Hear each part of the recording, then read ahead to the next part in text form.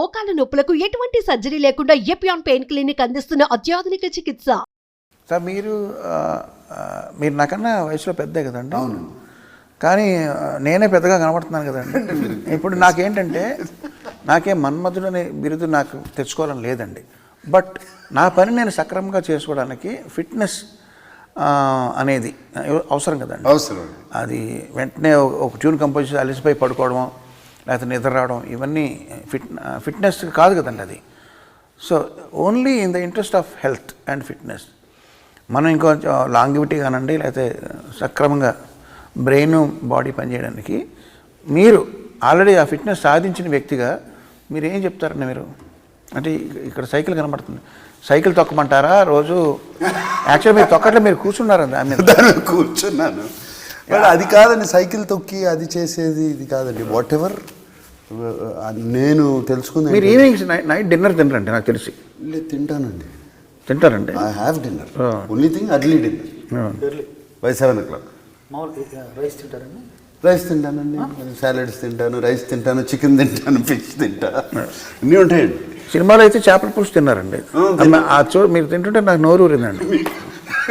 అది నిజంగా బాగుందండి. అక్కడే ఫ్రెష్గా పట్టి తీసుకొచ్చారు. మన యూనిట్ వాళ్ళు ఉండారు. యూనిట్ వాళ్ళు ఉండారు, ఫ్రెష్గా ఉంది. కమింగ్ బ్యాక్ టు ఈ పాయింట్, రెండో మూడో టిప్స్ చెప్పమంటే ఏం చెప్తారు? టిప్స్ ఏం లేదు, వే ఆఫ్ లైఫ్.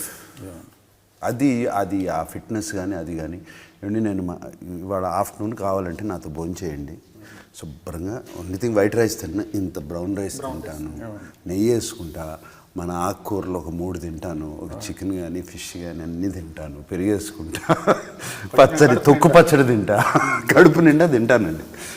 బేసిక్గా డిప్రైవ్ అవ్వరండి. డిప్రైవ్ మాత్రం చేయనండి నా బాడీని ఫుడ్ గురించి. Only thing there is something called exercise. I do workout.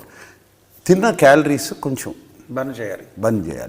బంద్ చేయాలంటే మార్నింగ్ వర్కౌట్ చేసేస్తానండి, మెటబాలిజం హైకి వెళ్ళిపోతుంది. అది రోజంతా ఉంటుంది. మెటబాలిజం హైలో ఉందంటే బర్న్ చేస్తూనే ఉంటుందండి ఇలా కూర్చున్నప్పుడు కూడా. దిస్ ఆల్మోస్ట్ 35 years నుంచి జరుగుతుందండి. సో దాని మూలంగానండి, ఇంక వేరేది ఏమీ లేదు. రోజు ఒక 2 రౌండ్లు వేసుకుంటా. రోజు నేను సమ్ స్వీట్ లేకుండా పడుకోలేను, నిద్ర పడదు. నైట్ స్వీట్ తింటారండి? నైట్ తింటానండి స్వీట్, పడుకోలేనండి. మీ ఆహార అలవాట్లు ఏంటండి? మీరు డిక్షనరీ ఉందండి మీ దగ్గర? చాలా ఉంటాయి. ఒకటేంటి ఊళ్ళో ఉన్న డిక్షనరీలు మీ ఇంట్లోనే ఉంటాయి. ఏ డిక్షనరీ ఎప్పుడు పనికి వస్తుందో మీకు అని చెప్పి నాకు మాటలేక 10 కోశాలు ఇచ్చారు కొన్ని. ఈ బుక్ ఫేర్ జరిగినప్పుడు అక్కడ వెళ్తుంటాను. సో మీరు డిక్షనరీలో ఐ అనే అక్షరంలోకి వెళ్ళండి. ఇంగ్లీష్ డిక్షనరీలో ఐలో మీకు ఇండిసిప్లిన్ అని ఉంటుంది. దానికి మీనింగ్ కీరవాణి అని రాస్తుంది. ఇన్ ఫుడ్ కదండి? ఫుడ్. అవునండి. ఇండిసిప్లిన్కి మీనింగ్. నేను మన అకాడమీ ఈవెంట్కి వెళ్ళినప్పుడు మేము అందరం ముందు రోజు ఒక పార్టీ ఇచ్చారు అందరూ, మన పిఆర్ టీమ్కి. కీరవణ్ గారు, నేను అందరం రాజమౌళి అందరం పార్టీలో ఉన్నాము. అప్పుడు కీరవణ్ గారు ఒక బ్రెడ్ ముక్క సగం కంటే ఎక్కువ తినబోతుంటే వాళ్ళందరూ వచ్చి వారించారు. బ్రెడ్ తినేవాళ్ళ బ్రెడ్ ముక్క ఆయన ఫుడ్ నైట్ బ్రెడ్ తింటున్నా కూడా ఫుడ్ తినకూడదని అందరూ వచ్చి, రాజమౌళి గారు వచ్చి అన్న ఇంతే, ఇంకా ఇంత తినకూడదు అన్నారు. ఎక్కడండి? మనం ముందు రోజు పార్టీలో 11th రోజు పార్టీ అయింది. బ్రెడ్ తింటుంటే బ్రెడ్ కూడా ఇది ఎక్కువ తినకూడదు అని రాజమౌళి గారు వచ్చి వారించారు. రోజులను చూసుకుంటారు అట్లా. ప్రతిసారి వాళ్ళు ఉండరు కదండి, ఉండరు కదా, అది కష్టం కదండి. అది కానీ అక్కడ ఏం తిన్నారండి మీకు బాగా? మన వంటలో అన్నీ అంటే ఇష్టం కదా. యూఎస్లో అన్ని రకాలు దొరుకుతాయి కదండి. ఓహో, అది తెప్పించుకున్నారా? నాకు నూడిల్స్ అంటే చాలా ఇష్టం అండి. నూడిల్స్ అంటే బాగా, కానీ అది మోస్ట్ అన్హెల్దీ అండి. మ్యాగీ నూడిల్సా? అంటే మోస్ట్లీ మ్యాగీ అండి. ఏంటి దాంట్లో powder packet, flavour. Re recording ఎన్ని రోజులు పట్టిందండి మన నా సమరంగకి? మామూలుగా మీరు మిగతా సినిమాలు చేసే ఫాస్టెస్ట్ అండి ఈ మధ్యకాలంలో. ఫాస్టెస్ట్ కదండి. ఇప్పుడు మనం ఒకసారి కంపోజింగ్లో ఒక మాట మీరు విజయ్ 15 days అండి. 15 days అయిపోయింది. బట్ మీ మైండ్లో అసలు తిరుగుతూ ఉన్నట్టున్నాయండి. 16 తారీఖున ఎప్పుడు స్టార్ట్ చేశాను? డిసెంబర్ 16 రోజులు చేశారు మొత్తం. డిసెంబర్ 16 ముందే థీమ్స్ అనుకున్నాను. 15 18 days అండి. అన్ని రిపేర్లు అన్నీ కలిపి. ముందు థీమ్స్ ఏమైనా చేశారా? ఏం లేదండి. తర్వాత మనం ఒక ఆ ఫైట్కి ఇచ్చారు. ఫైట్ కూడా వాడలే కదండి, అది వాళ్ళే వాడలేదండి. మళ్ళీ కొత్తగానే చేశాను. మళ్ళీ కొత్తగా చేశారు. కానీ నేను కిరణ్ గారిని 28 ఏళ్ళుగా చూస్తున్నాను కదా, 29 ఏళ్ళుగా. ఇప్పుడు ఈ మధ్య ఇంకా స్పీడ్ అయిపోయారు, చాలా స్పీడ్. కంపోజ్ చేయడం కానీ, రికార్డ్ చేయడం కానీ, రికార్డింగ్ చూసారా 15-16 రోజులు అంటే. ఏం లేదండి, ఆయన బాడీని పదుల్లో పెట్టుకోకపోయినా మైండ్ మాత్రం పదుల్లో పెట్టుకున్నారు, అది రన్ అవుతుంది.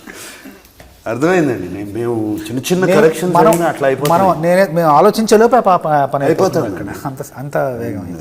Is understanding it right away. నాకు ఒక క్వశ్చన్ ఉంది బోస్ గారు. ఇప్పుడు నాగార్జున గారు యాజ్ ఎ ప్రొడ్యూసర్గా కూడా ఆయన బాగా ఇది కదండి, ఎక్స్పీరియన్స్డ్ కదండి. సో ప్రొడ్యూసర్ నాగార్జున గారు ఎదురుగా మిమ్మల్ని క్వశ్చన్ అడుగుతాను. మామూలుగా ఒక రైటర్గా 2 అడ్వాంటేజ్లు చెప్తానండి మీకు. సింగిల్ కార్డ్ అనేది ఒక ఫ్యాసినేషన్ ఉంది రైటర్స్కి, అందరికీ ఉంటుంది కదండి. ఉంటుందంట మొత్తం పేరు. సో సింగిల్ కార్డ్లో ఉండే అడ్వాంటేజ్ ఏంటంటే, నాసామిరంగ సినిమా తీసుకోండి.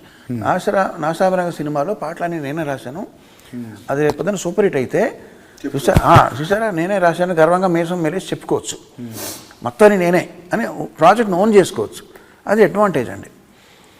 అలా కాకుండా నేను 2 రాశాను అనుకోండి. సపోజ్ నాసామిరంగాలో 6 పాటలు ఉంటే 6 రైటర్లు రాశారనుకోండి. రామజోగ శాస్త్రి గారు ఒకటి, మీరు ఒకటి, నేను ఒకటి, శ్రీమన్ ఒకటి, ఇలాగ ఊళ్ళో ఎవరు ఉన్నారో 6 రాశారు.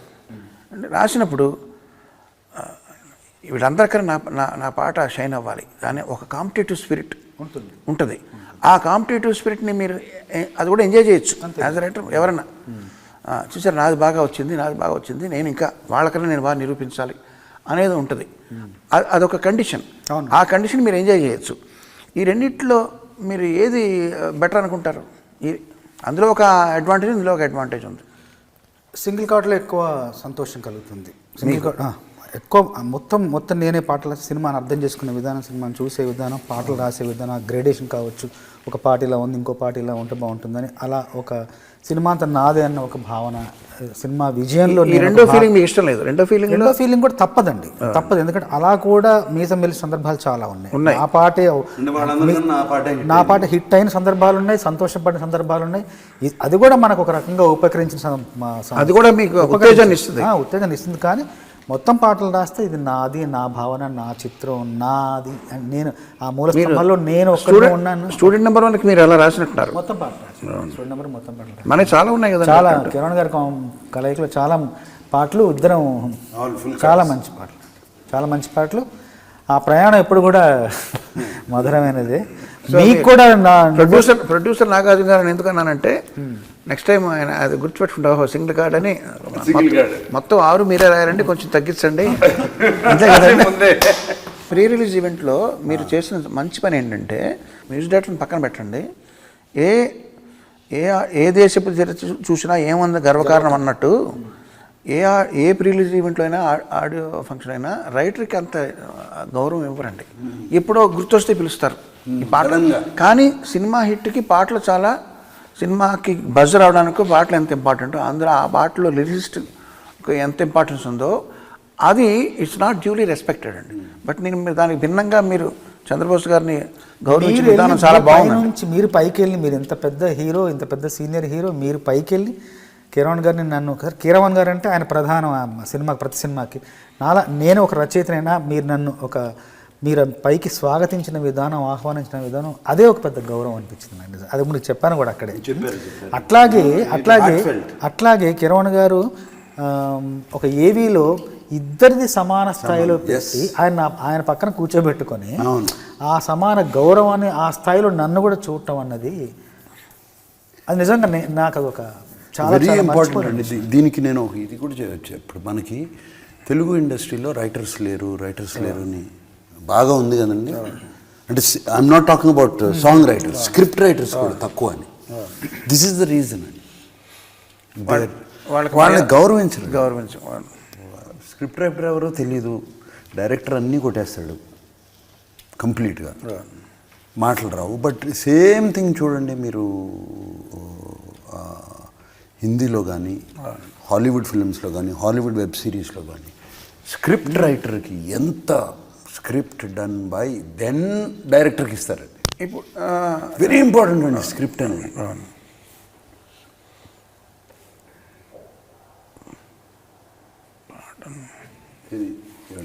నేనేదో చెప్తున్నానండి, మీరు మీరు ఏమన్నారు, దీని ముందర ఏమన్నారండి?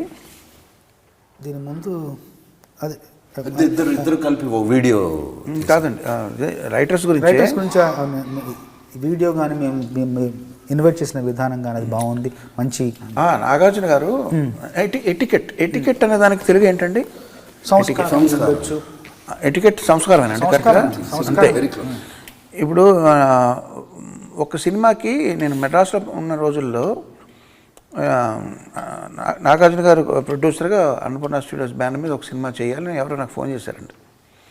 నేను అంతా అయిపోయింది, మాట్లాడిపోయి నేను సరేనండి, నేను డేట్లు కూడా ఇచ్చానండి. తర్వాత మీరు నాకు ఫోన్ చేశారు, నేను రికార్డింగ్లో ఉన్నానండి. నేను ఫోన్ చేసి, నేను నాగార్జున గారు మాట్లాడుతున్నానండి, నేను సో అండ్ సో మూవీకి మీరు నాకు మ్యూజిక్ చేయాలి అంటే, నేను ఆల్రెడీ చెప్పానండి, ఓకేనా వచ్చాను. లేదు, నేను యాజ్ ప్రొడ్యూసర్గా నేను అడగాలి కాబట్టి నేను చేస్తున్నాను యాజ్ అ ఫార్మాలిటీ అని నేను ఆశ్చర్యపోయానండి అప్పుడు, ఇలా కూడా చేస్తారని చెప్పి. సో ఫార్మాలిటీ అనేది చాలా అవసరం అండి. ఇన్ఫార్మల్గా ఎప్పుడు ఉండాలి, ఫార్మల్గా ఎప్పుడు ఉండాలని మనకి మన పెద్దలు చెప్తారు ఇంట్లో. సో ఈ ఫార్మాలిటీని పాటించడం అనేది ప్రతి వాళ్ళు చేస్తే కనుక ఈ ఒక శాఖని తక్కువ గౌరవించడం, ఒక శాఖని అన్యూగా ఎక్కించడం అనేది జరగవండి. అది ఇంపార్టెంట్. ఎటికెట్ నేర్చుకోవాల్సిన అవసరం ఉంది. Etiquette culture basic. మీకు ఒకటి చెప్తానేనండి, నేను పేర్లు చెప్పను, నాకన్నా మా అబ్బాయికి మంచి ఎటికెట్ అలవాటైంది నా భార్య పెంపకం వల్ల అని నేను చాలా గర్వపడుతున్నానండి. టాపిక్ వచ్చినవాడు భైరవ్కి ఒక ప్రొడ్యూసరు ఏదో సినిమా చేయమని అడిగి, వాడు అలా చేశాడు, వాడు లాస్ట్ సినిమాకి వాడు అలా చేశాడు, వీడు ఎలా చేశాడు అని వేరే మ్యూజిక్ డైరెక్టర్ని వీడు అంటూ మాట్లాడడం మొదలెట్టాడండి. భైరవ్ కథ విని ఇంటికి వచ్చి, నేను ఆ సినిమా చేయట్లేదని, సారీ అండి, మీ సినిమా నేను చేయను. ఆడికి ఇంకా ఏమీ పేరు రాలేదు, ఆడికి ఏం పెద్ద సరిగ్గా సక్సెస్ పెద్ద ఏం లేదు. ఇప్పుడే పైకి వస్తున్న మనిషి, పెద్ద మెగా హిట్లు ఏం లేవు. ఆ తరుణంలో కూడా అంత బోల్డ్గా డబ్బులు తక్కువ ఇస్తున్నారనో లేకపోతే ఇంకోళ్ళు వేస్తున్నా తనని అగౌరవపరిచాను కాకుండా వేరే మ్యూజిక్ డైరెక్టర్ని సేమ్ డైరెక్టర్ వాళ్ళని వీడని మాట్లాడినందుకు వాడు కోపం వచ్చి ఆ సినిమా చేయట్లేదని చెప్పాడు నాతో. సేమ్ నాది పెద్ద షాక్ అండి నాకు.